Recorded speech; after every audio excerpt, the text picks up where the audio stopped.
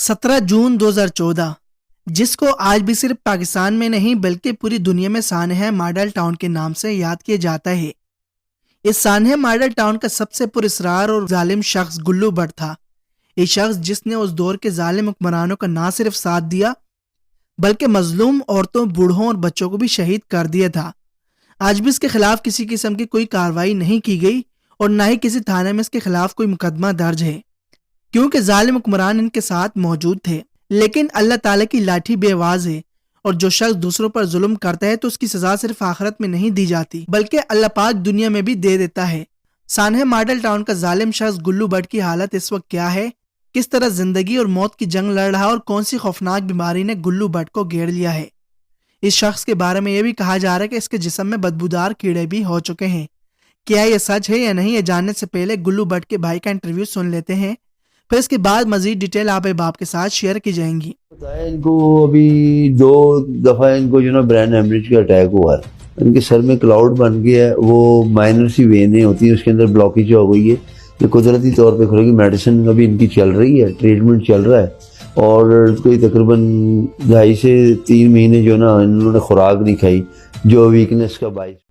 दोस्तों, ये गुल्लू भट्ट आज चारपाई पर मुख्ताजी की जिंदगी गुजार रहा है, जिसको 3 मरतबा ब्रेन हेमरेज हो चुका है।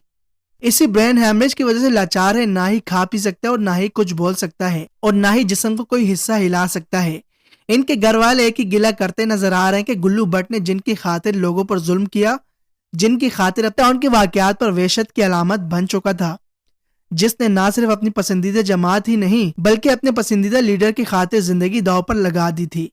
आज वही लीडर अपनी मौज मस्तियों में मगन है और ये जालिम शख्स मुत्ताजी की जिंदगी जी रहा है। अगर सानहा मॉडल टाउन के वक्त को याद की जाए, गुल्लू भट्ट के जुल्म सितम को याद किया जाए, उसकी वहशत को याद किया जाए, तो ये कहना गलत नहीं होगा कि गुल्लू भट्ट आज इबरत का निशान बन चुका है, अल्लाह की पकड़ में आ चुका है और दुनिया में ही जुल्म का बदला से रहा है।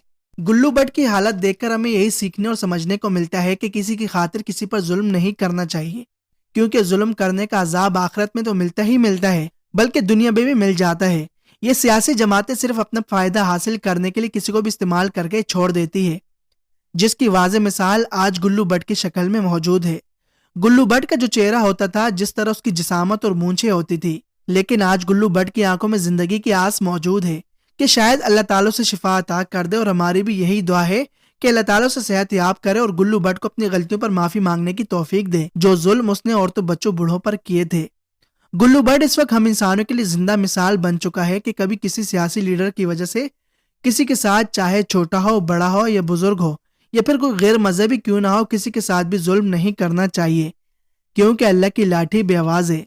आज हमें सिर्फ गुल्लू भट्ट को नहीं याद करना चाहिए बल्कि उन मासूम बच्चों, औरतों और बूढ़ों को भी याद करना चाहिए जिन पर इन जालिम लोगों ने और उस दौर के जालिम हुक्मरानों ने, सिर्फ इस दौर के नहीं बल्कि आज भी वही जालिम हुक्मरानों को एक बार फिर से हम पर मुसल्लत किया जा रहा है, उनको भी याद करना चाहिए।